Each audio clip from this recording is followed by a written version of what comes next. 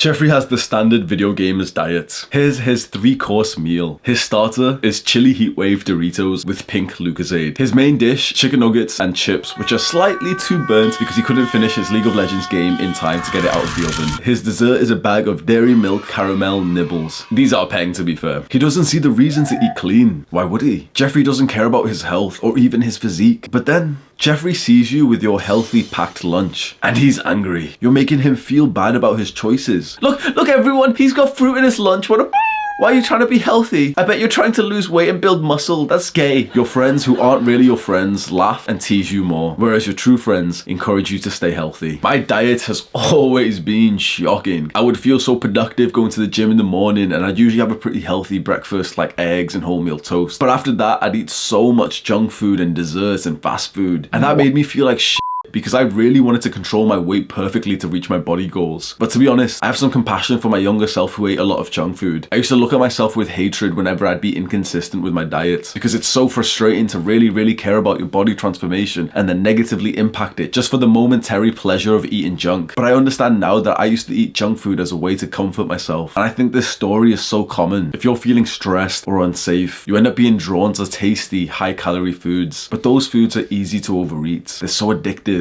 And it's not your fault, but it is your responsibility. And for me, I finally started being consistent in my diet when I switched over from eating like a normal person to someone who hardly ever eats desserts. Sugar was the main one. As soon as I drastically reduced how much sugar I ate, I seemed to just crave healthy, low-calorie foods automatically. And best of all, I still felt like I got to enjoy eating foods that taste nice. And because of all this, I haven't binge ate once in 1.5 years. I feel like I have my diet totally under control now, and that feels awesome.